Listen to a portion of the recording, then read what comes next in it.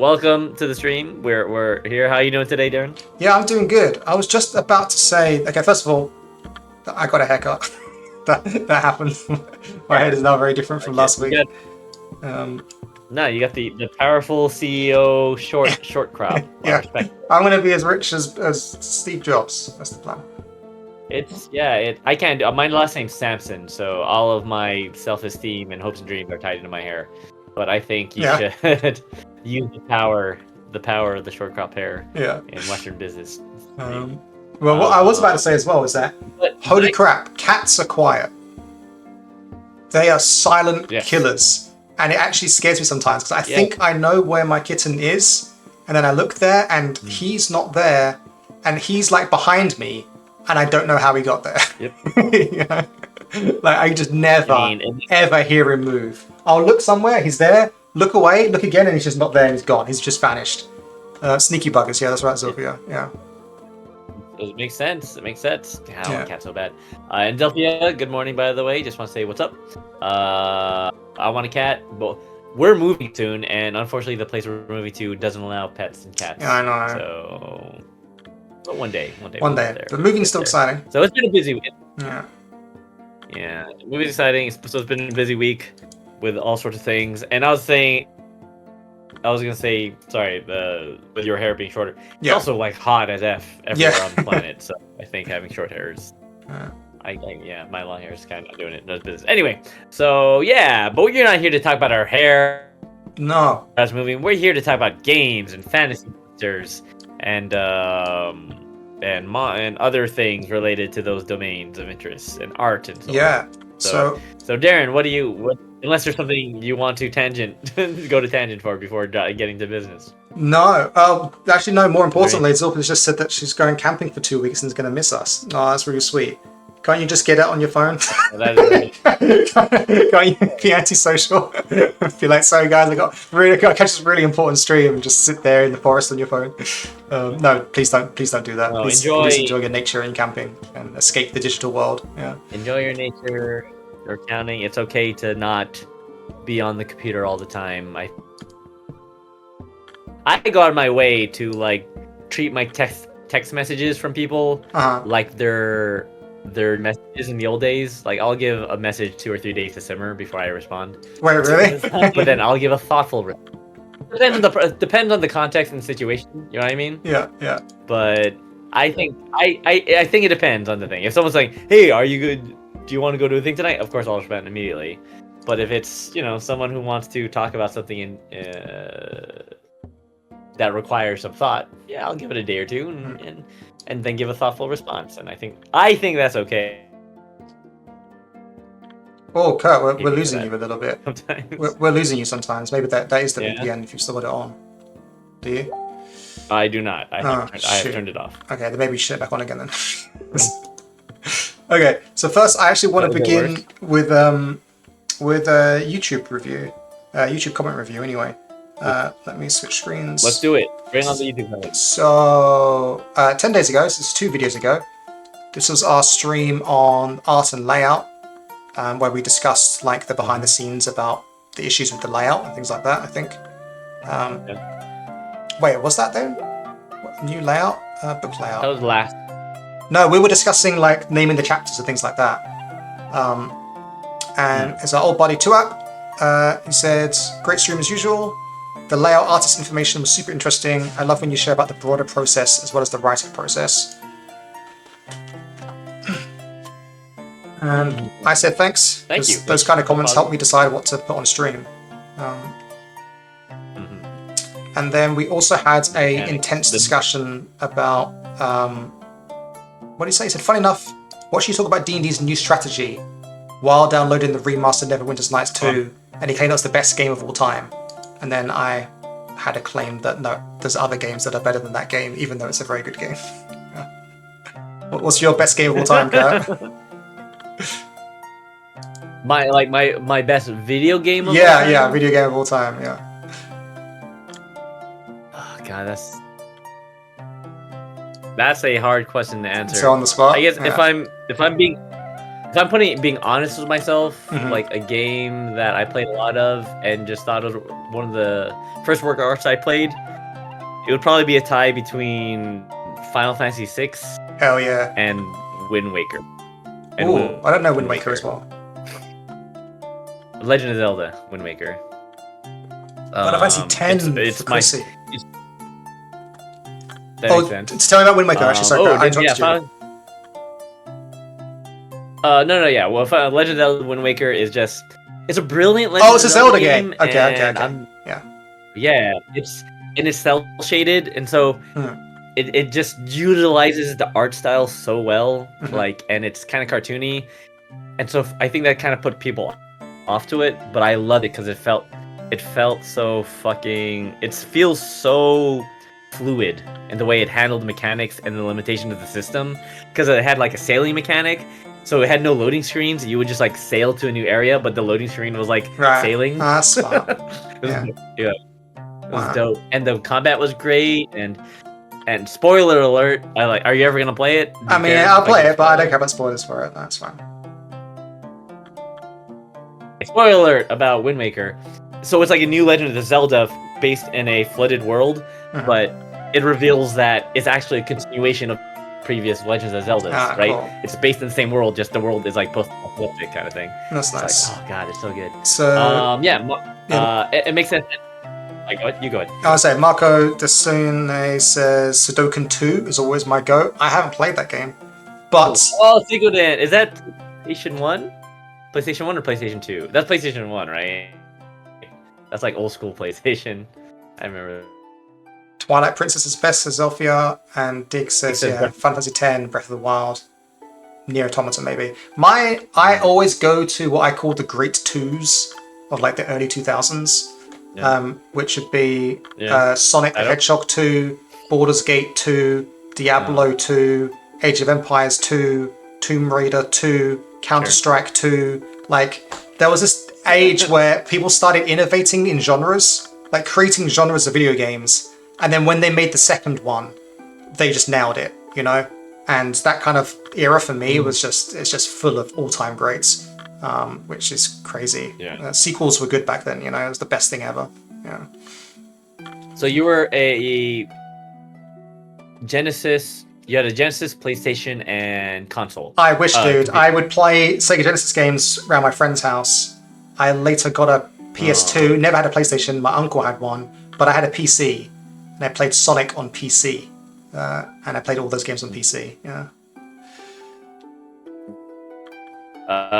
Okay, that makes sense. Yeah, because you always struck me as a big PC gamer. And actually, some of these games that we're talking about in the chat, like Marco brings up Suikoden 2. I love that game, but it was also a game that my friend, he owned the PlayStation, and so I could only play it when I was at his friend's house. And I'm gonna get on my little pedestal here, my little gaming soapbox. If it's quick. Accessibility isn't all it's cracked up to be, because it is cool when your friend owns stuff, and you could share those gaming experiences with your friends. Yeah, it was a good time. Like family, and go to your cousin's house. Yeah.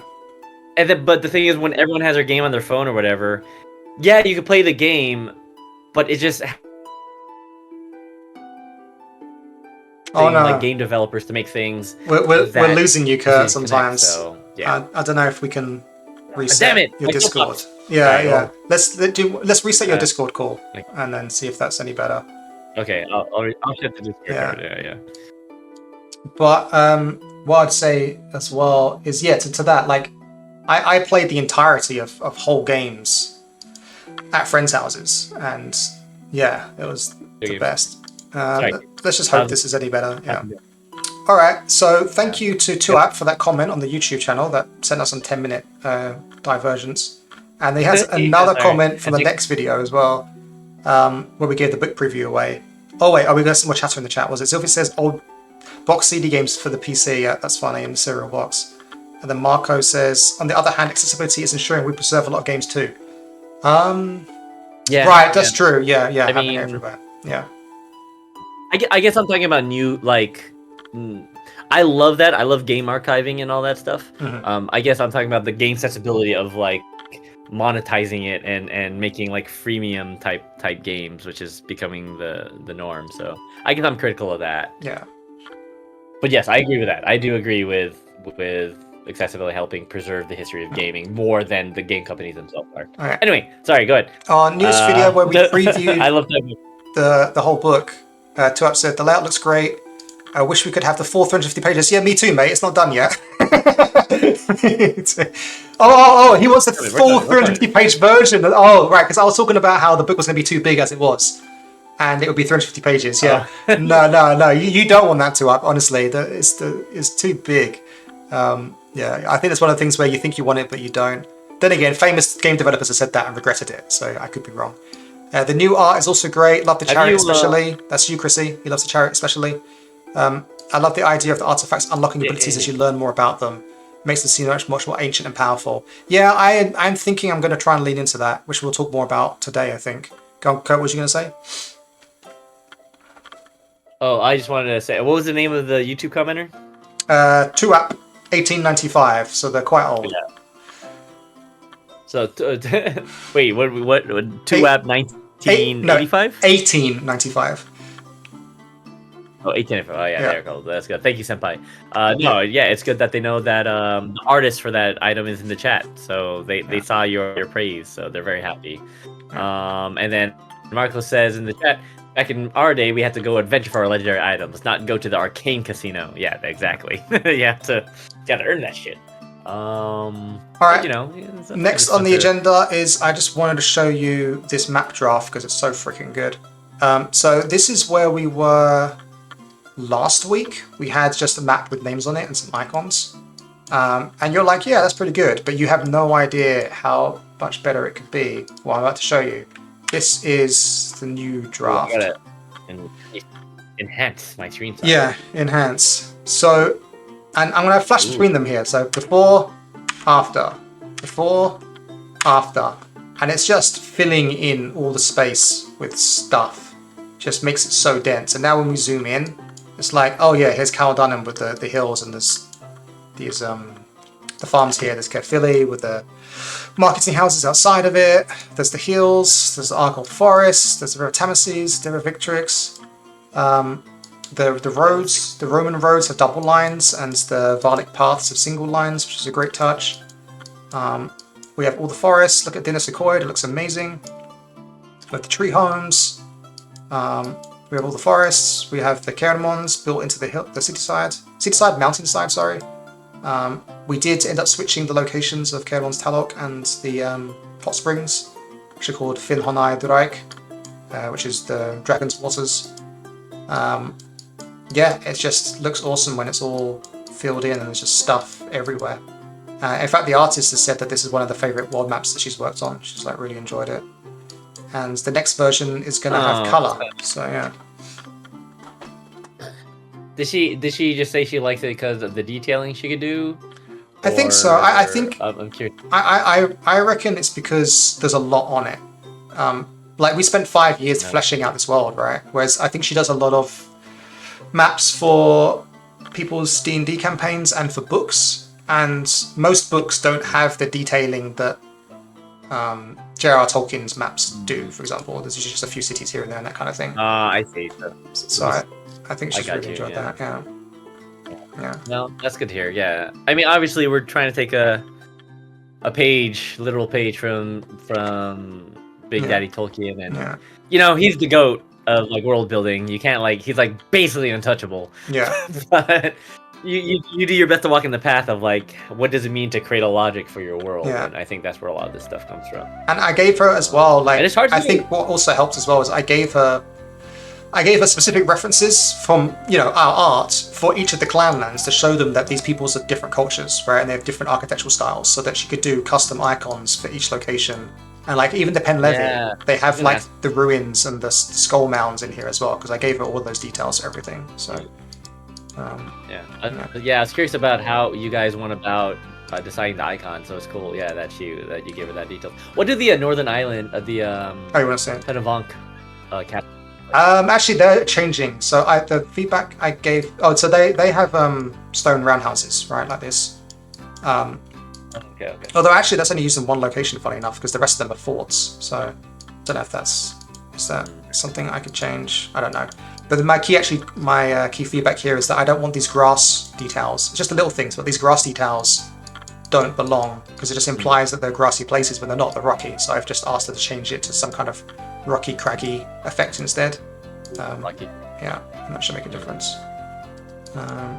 Do I want? Yeah, and why is that important in the chat? Because it makes sure that they're a trading community and not completely self-sufficient. Is that the reasoning? That's true. Yeah. And then I want to show you one more thing as well, even though we're spending all our time on this now. But art is amazing. And this is like the end of the art. So next stream might have just all the art finished, and then there won't be any more to show in future streams. So make the most of it. Where am I going? The Iskithirwin. Where are you? Here you are. It is the Iskithirwin sketches from Raphael.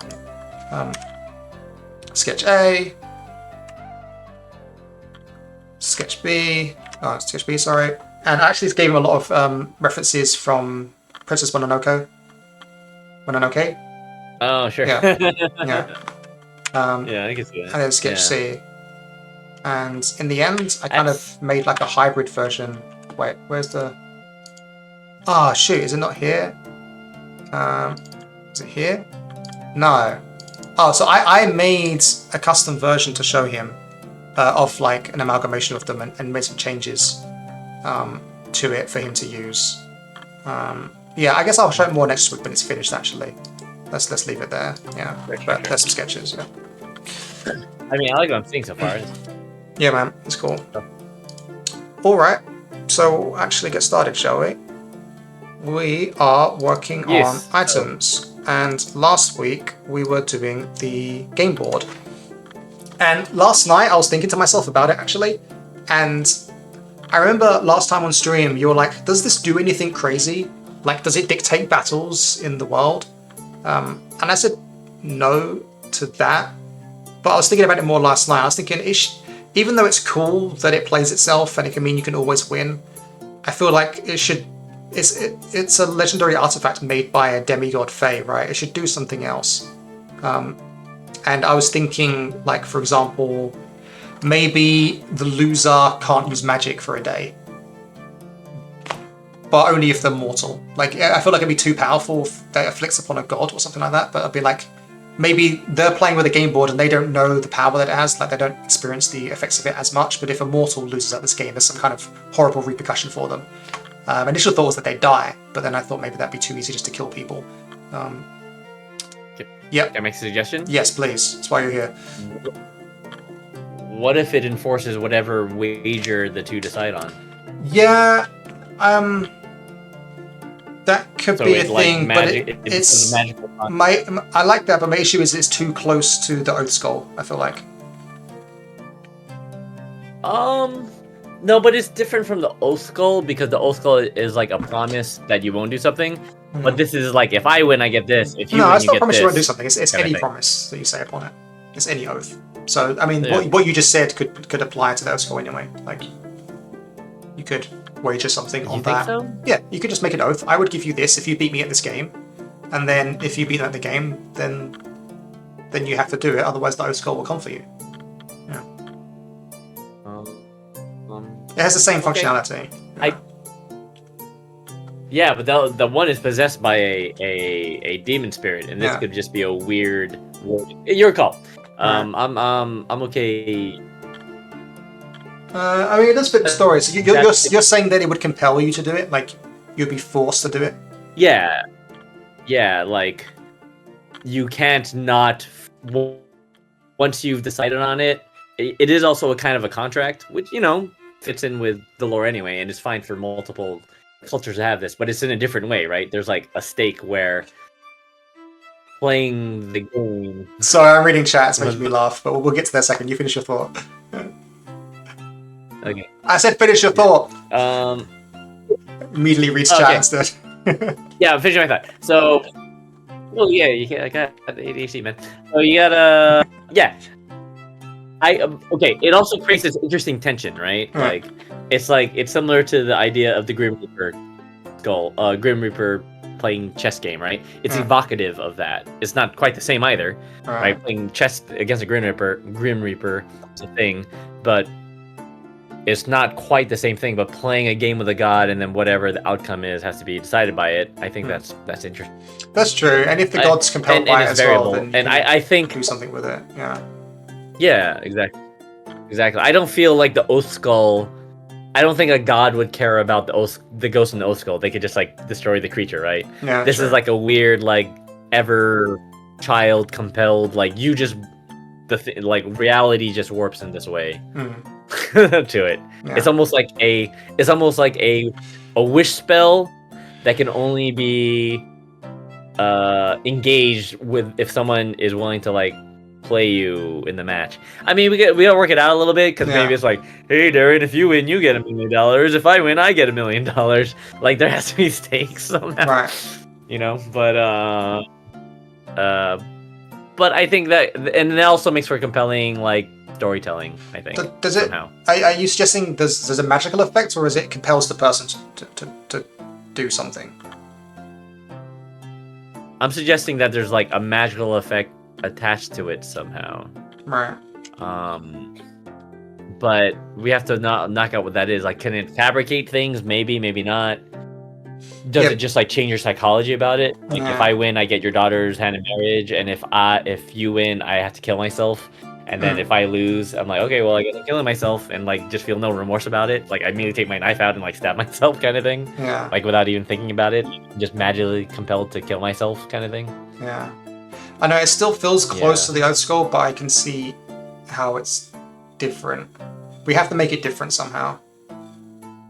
Yeah, I'm okay with that. I mean, for one, it doesn't have it's not inhabited by a thing. Yeah. It wouldn't be that. Yeah. And two, because of it's the other big difference is that an oath is something that you engage in readily in order to show faith to somebody else. Mm-hmm. A game like this is something someone would be hesitant to do unless they had confidence in it. Like there's a more adversarial element to a game board. I just had a thought as well. Couldn't we make it more physical? Like you gain something of theirs, of your desire. So you want it to be like a wager? No. Not like we both agree on what we get. It gives you what it thinks is your desire of what they have, and neither of you might know what that actually is. But that's what happens. So you like steal some dude's cat? Like, yeah. I want your cat, Darren. Yeah. I'm Bobo. I would never say that out loud. Yeah. And also for trickery, like, obviously, I want your home because I want a cool home like yours. But no, really, I want your cat. Yeah. Is that it? Is that what you're saying? That's yeah, something like that. Yeah. Yeah, something weird like that. But I don't know how it gets. Yeah, I don't know how it gets enforced though. Like, does the cat end up in like your hands, or does it end up back at your home or something? I don't know, but I think that's definitely different from the oath thing. Yeah. And like it's playing for keeps, right? Playing for keeps. I mean, you know, if Aladdin could get away with making Aladdin a prince and then just not talk about it afterwards, we can get away with this. This anyway. True. Okay, where is and Marco says, "Where's the ancient?" Okay, wait. Let's you got to scroll up. You got to scroll up. You can reach out now. I'll write this down. You reach out. Yeah, you catch up. All right. Loser says Shadow Realm. Hold on. I have a comment about that. Where's the ancient Egypt analogy of the setting? I'm gonna go get those millennium items. Don't worry, that's in the making. That is a thing. Wait, does it exist actually already? And then, you can find the name of the ancient Egyptian setting of our world in the Against the Fairy Queen campaign book if you look carefully. Oh, that's right. Search for it. Yeah. And the heads and I win, tails and you lose. Classic fake game strategy. Yeah, that's about what they do. Yeah, actually, so slight tangent. When I used to play Magic in LA with all of these sort of guys who now work for Wizards of the Coast. Our in-game group talk for getting wrecked in a tournament was being sent to the Shadow Realm. Yes. I mean, maybe a lot of groups did that. Yeah. But we would also brag about how we sent our opponents to the Shadow Realm when like making especially good plays. So yeah, I never played or watched Yu-Gi-Oh, but I'm very fond of that terminology for that reason. Okay, so Okay. I like that. This design area. If you're keen on it. Yeah, from the other player. Yeah, I like it a lot. Actually, I'm very happy with this because it then means that every child just wants to play everyone with it all the time because he just gets stuff, right? He just gets stuff from people by winning. Yeah. Yeah. But then people in the wise also know not to not to fuck with it. Because the temptation is, I could get something from the Everchild if I win, right? That's the temptation. Is that if I can somehow beat the Everchild, I can get something from them that my heart most desires. That would be amazing. But you never win, right? The house always wins. Exactly. Yeah. So the emotional texture of that compared to the Oskull is so different. Yeah, now it is. Yeah, now it is. 100%. Yeah, I love it. Yeah. So I'm into it. Cool. All right, then we solved that problem. All right. Yeah. Do you want to go into the lore right now, or do you want to just like move on? We already did the lore. We wrote that story. Like the other guy made it, and then that became the Everchild's desire from that person. So they played it. We had this idea of there being 2 in the end. Like he did a trick to exchange them, right? Oh, that's right. That's right. So. Oh, there it is from Crane. Oh, yeah. Okay, that's right. So we just have to put it into place. Okay, I got it. All right, cool. So next item. We have Caladvolk, the Other Mother's Cauldron of Inspiration. I forgot last week, I didn't show this on stream. We have Guybolg, the Throwing Spear. Although, I don't think we should do this on stream because this story is already well told that I just want to retell it as it is. Sure. So we don't have to come up with that on stream. And the saying story, right? Or how to say his name correctly. Yeah, exactly, yeah. And then we have an Adderstone. How do you say his name? Oh, I don't know. Chariot and Harp.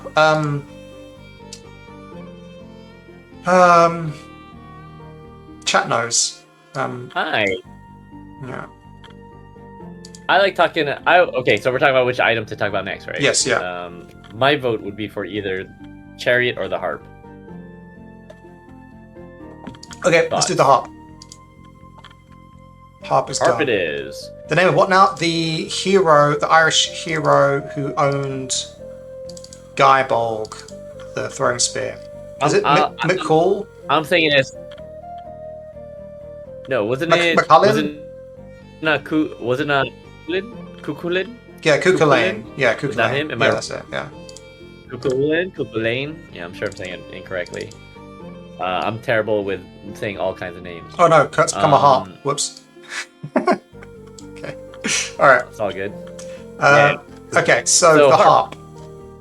Where is this? Penby. This is not the artifact of the other world. This is actually the artifact in Avalon. And we have some. This has evolved over time. Originally, we did this on the stream with Alex almost a year ago, I think, before we even launched the Kickstarter, I think. And it was his daughter suggested a magic wand. And then we had the idea that the wand was made from the branch of an allele.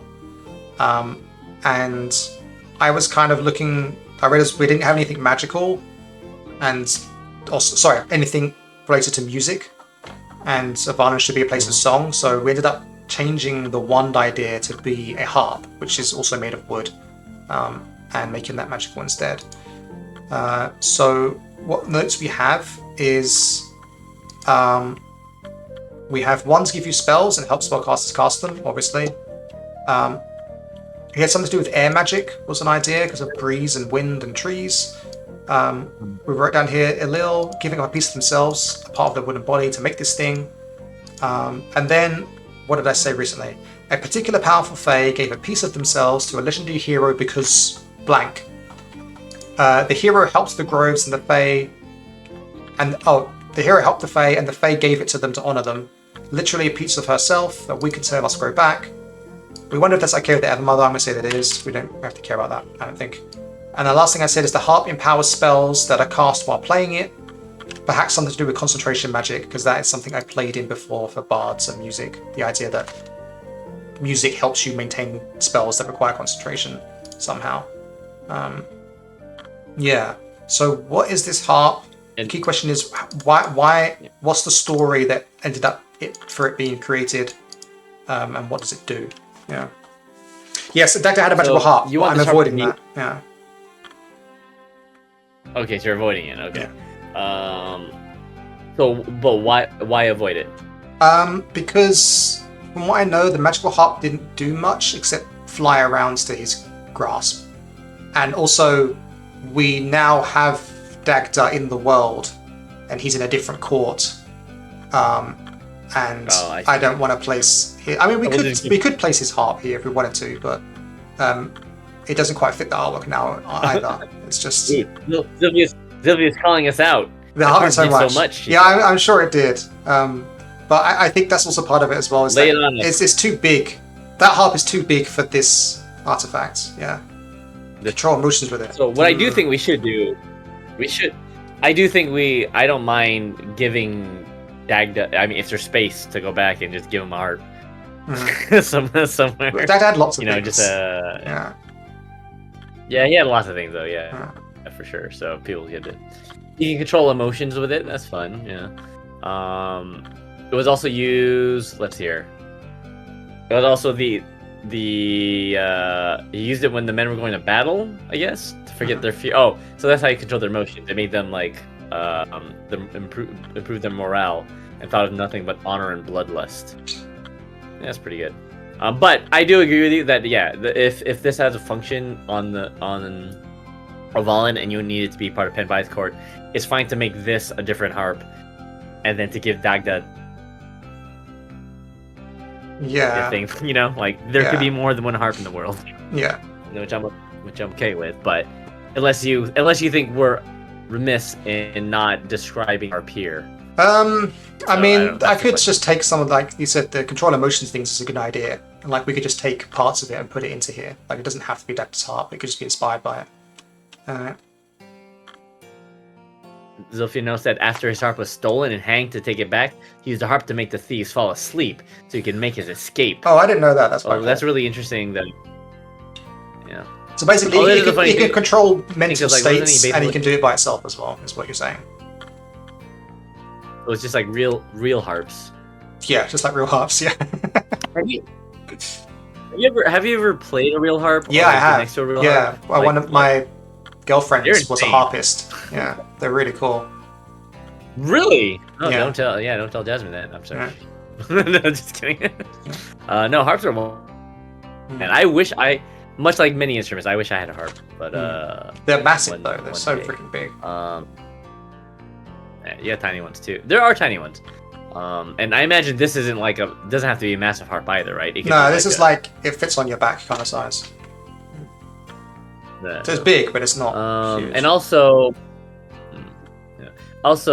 Dagda's harp is made of oak, whereas the one you want to make is of rowan. Is that true? I don't know what wood it's made of. We had a discussion about this last time. We worked on hazel, I think, in the end, actually. I do. It's like a world in world reason, kind of like the proximity to the Everstranger's domain, and like there being a powerful hazel. You know, the associations of magic and hazel are also strong. So, and a lot of those associations also have to do with like the other world and death and so on. So that's also a thing where like association with Anun could also be an interesting area of play for this kind of magical item. Okay. No. So what? Go on. I don't mind. You go on. Yeah, and I don't mind that the harp empowers spells, but that also seems kind of like. Oh no! Yeah, there's a design reason there. It's because none of the other items that I have made for the book has anything to do with casting spells, and so this one should do that. So, but I mean, if it changes emotions, then it can enhance spells that changes emotions, right? Like manipulation spells, and sleep spells, and that kind of thing. Sure. I'll write down manipulate states of mind as a sign point. States of mind. So emotions, sleep, and play by itself. These are all interesting ideas. Also, something to keep in mind, Zilphia. This is coming from a part of our world, and it might not belong to Dagda, but we're in the middle of mythology. There's no reason why it couldn't fall into someone's hands later. You know what I mean? And True. I always like to think that way about some of these items, right? Like that's a really nice idea. Middle actually. of mythology. Yeah, like it could be literally Dagda's harp, but he hasn't in 3 years' time it yet. Yeah, yeah. I had to consider that. That's a really fun idea. Yeah. Yeah, and I don't mind that either. Like, if you want to like lean heavily into it, like it's not Dagda's harp, it's our canon or our mind canon of associated with them ends up with this at some point. Like, imagine having a campaign where you know this is like a wonderful harp, and then you have this adventure where you meet Dagda in the other world, and you're the one who gives this to them in exchange for wisdom or whatever. That was a badass storyline. That's dope stuff. So, yeah. So we can lead into that aspect of it. Okay. So, how did this harp come to be, or how did it come to be in Avalon? And who does it belong to, or once belonged to? Like, why is it floating around in Avalon?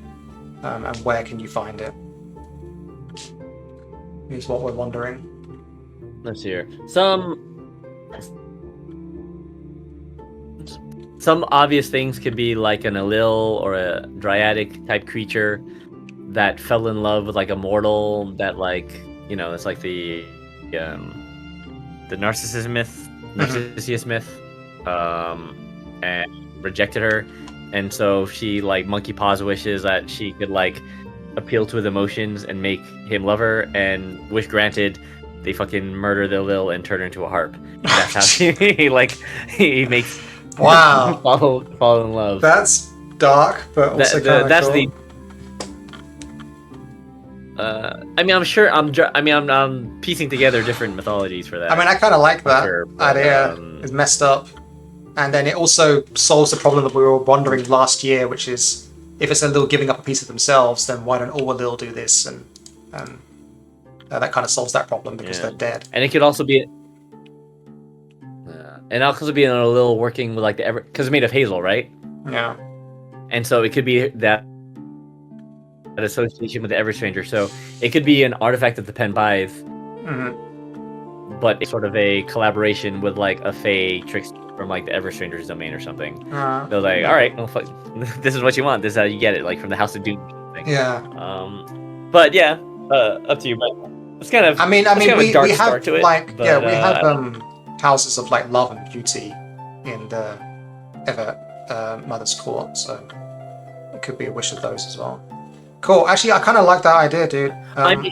It's messed up, and then it would explain as well why more romantic. Like my issue with it though is it's so dark that I think anyone seen with this harp would be like an affront to other Fae and gods, right? Unless it's just a story of this Elil that was foolish and got tricked, right? And it's shame on her kind of situation, or shame on him. So other Fae don't care because they know the story, right? They don't see it as a mutilation of one of their kin. They see it as one of their foolish kin that got tricked by humans. Ha ha ha! Jokes on them, right?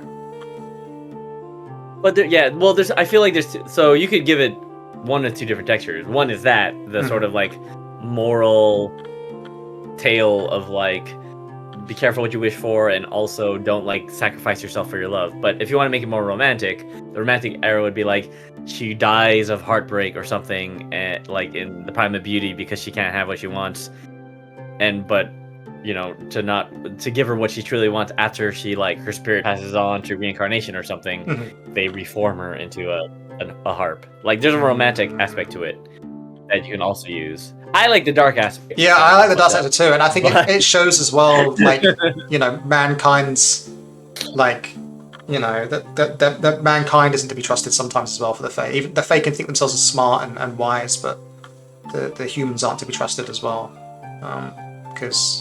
Oh, so are you saying that is a human crafter that kills the Elil and turns her into the harp? Yeah. Not a Fae crafter. Yeah. All right, I'm in. Like chops her down, and all right, that's fucked up. Yeah, it's fucked up, and also shows like like these fake creatures aren't like, I mean, they're immortal, but they're not like invincible, right? Yeah, no, they can be killed. The humans can also mess with them. Yeah. I mean, there could be another Fae involved still. It could be like the person gets manipulated by another Fae, but still, yeah. Yeah, there's stuff to like about that version of it. Also, yeah, I just realized I now have a question like for Chrissy off stream. I'm gonna have to remember it. I'm gonna have to remember this, but I have a question for her. Like, can you put a face in the harp? Yeah, I'm wondering if she's Disney'd me. I'm wondering. Oh, talk about off-stream. Yeah.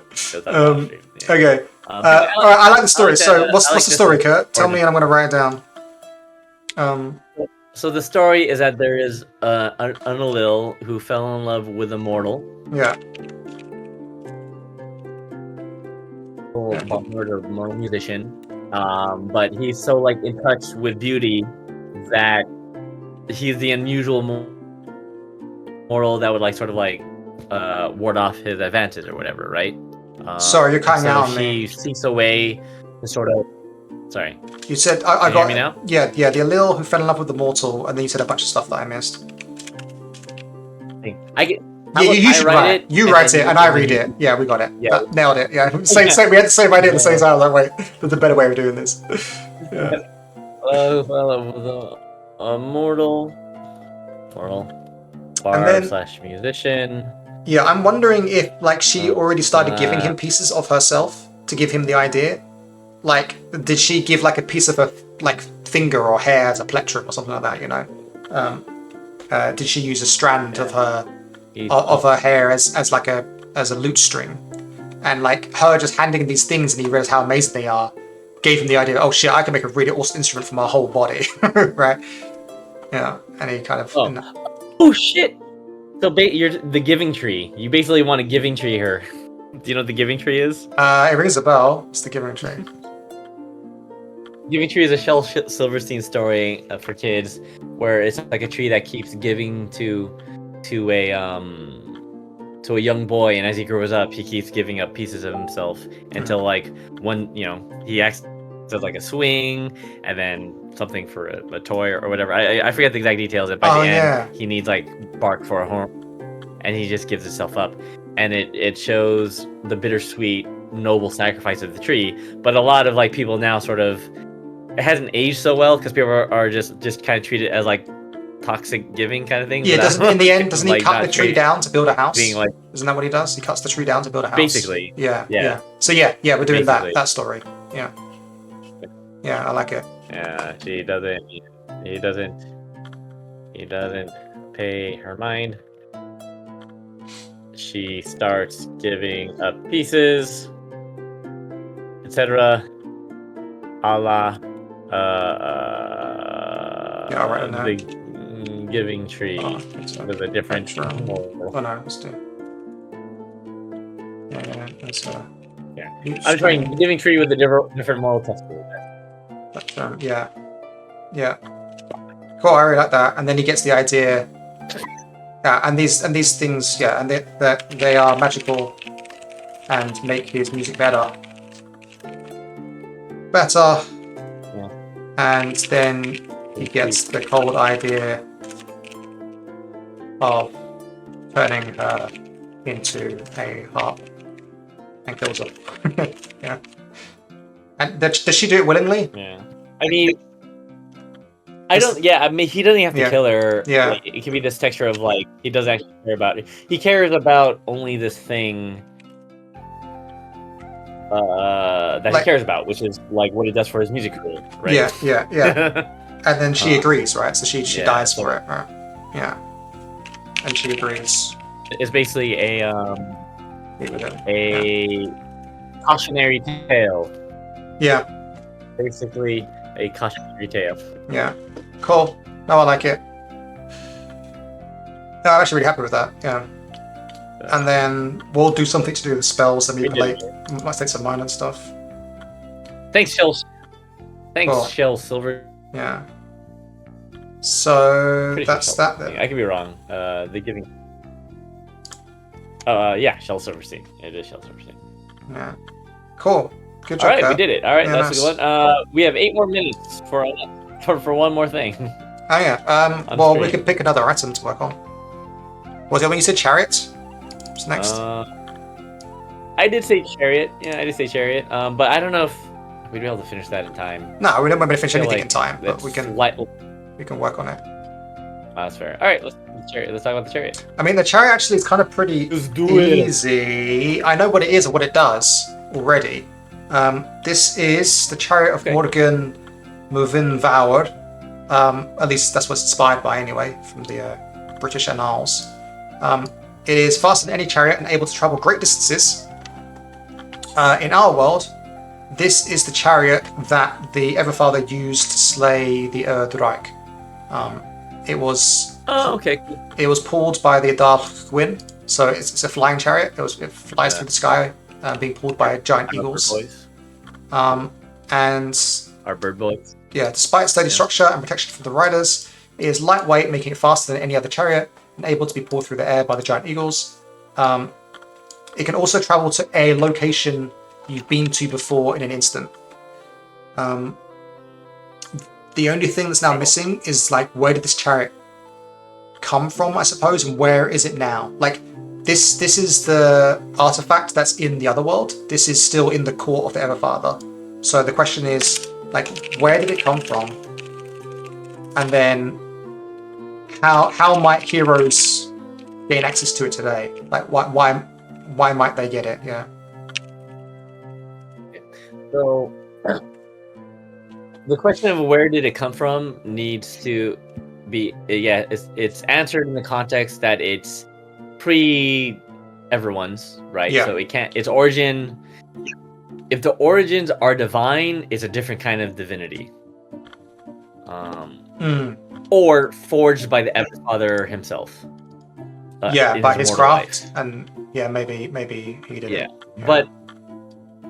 But if he forged it himself, do you imagine the Everfather as a mortal has that skill set to create flying chariots? A light chariot. It's not a flying chariot. It doesn't fly on itself. It's flown by these eagles. Oh, right? Sorry. Yeah. It's flown by the other thing. Oh. Yeah. So it can be pulled by horses. He could have built it by himself. Yeah. So it's just an exceptional chariot. Okay. Yeah. So. And it does have some magic in it. I do have the idea that it can basically teleport to places you've been to before. So there's some kind of magical nature to it. But he could have added that afterwards. You know? That could have been added afterwards. Okay. What's necessary is that it can be pulled by birds. Yeah. I'm gonna go to the would this be a bottom-up approach? Sure. I guess maybe it's a nuts and bolts approach to it, or is it top-down? I mean, I'm gonna ask a question. Yeah. Pretend you, Darren Osterk. Yeah. Pretend you're a 15-year-old Everfather. Yeah. Looking to have a very fast chariot that with magical properties. Who would you approach in that version of Avalon? What kind of person or creature? Assuming you couldn't build it yourself. Like, we could just say he built it himself, end of story. Mm-hmm. But let's say, hypothetically, he didn't build it.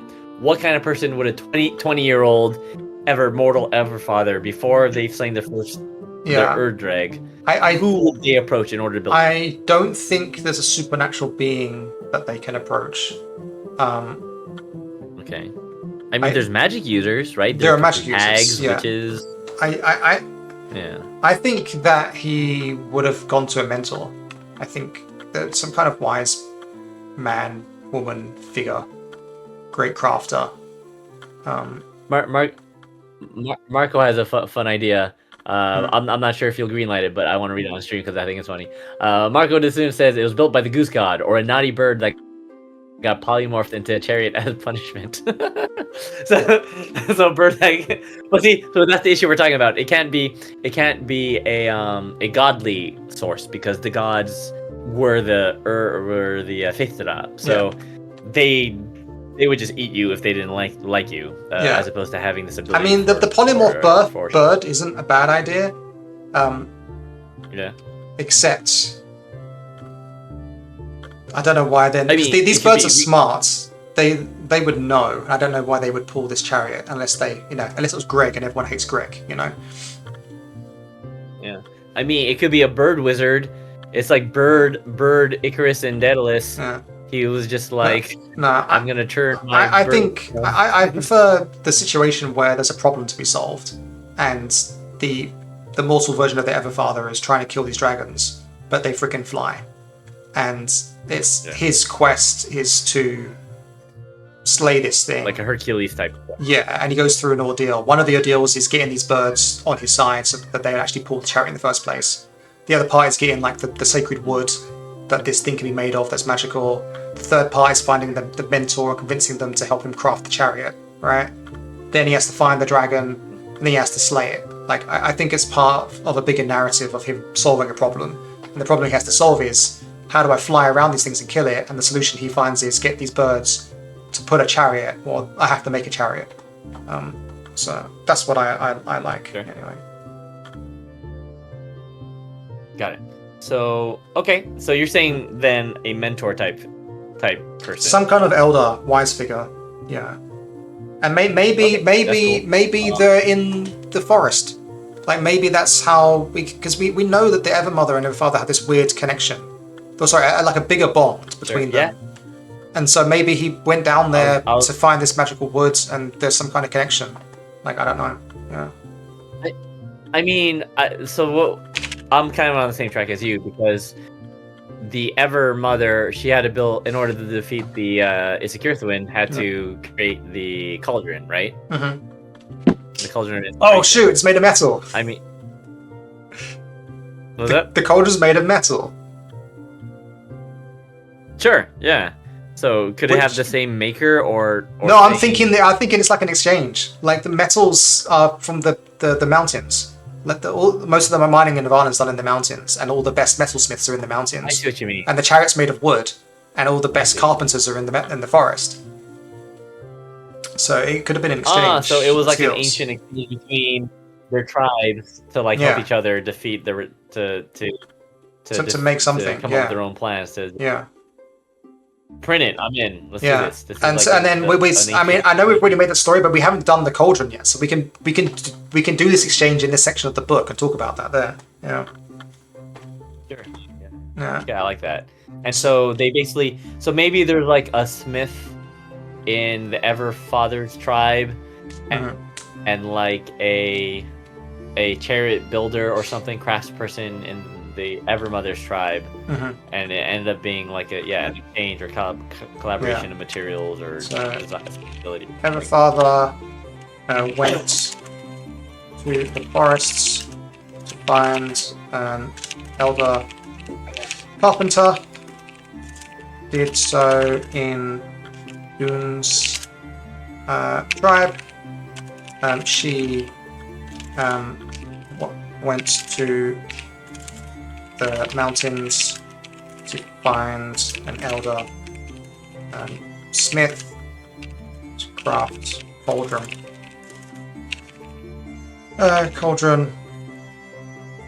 and did so in Everfather's mortal name. I have it written down somewhere, but I don't know where it is. Father's tribe. Oh, that's really fun now. I'm really happy with that. There we go. 8 minutes. We nailed it. Yeah. Hey, nice. It was like we were drinking from the cauldron of inspiration or something. I know, man. Yeah, that's good. So there's still the question of how my heroes get access to it today, but we can deal with that next time on stream, I guess. Yeah. Cool. Good stuff. All right, doing it. We're crafting too. Yeah. It's coming. What's the name of our YouTube viewer? Two up. Yeah. Yeah, it's coming. 2-app. We promise you, baby. It's coming. You got all this stuff coming on the pipeline. Yeah. But yeah, we'll see you next Thursday. Zilphia, have fun camping. Yeah. Enjoy camping. Yeah. Unless there's something relevant, just enjoy camping. It's fine. You can take a break from. You won't count it against your attendance. Yeah. Like you've accrued enough time in the organization to get 2 weeks off. To get a holiday, yeah. All right. Thank you, Marco. Thank you, Zilphia. Thank you, Diggs. Thank you, Seth Beer as well. Yeah. Yeah, and all the lurkers as well. Thank you for Stone Shatter. Yeah. Marco does, and yeah, thank you guys. Appreciate y'all, and we'll see you next week. Yeah, I guess remind us people if they're here for the first time, we are making a book that's been funded on Kickstarter, Faceseeker's Guide to Avalon, inspired by Celtic mythology and Iron Age Britain. You can still join now if you search for it, and that's what we're up to. So yeah, we'll be here same time next week, Thursday, around the same time. So take care. See you all then. Bye. Love you. Appreciate you. Bye.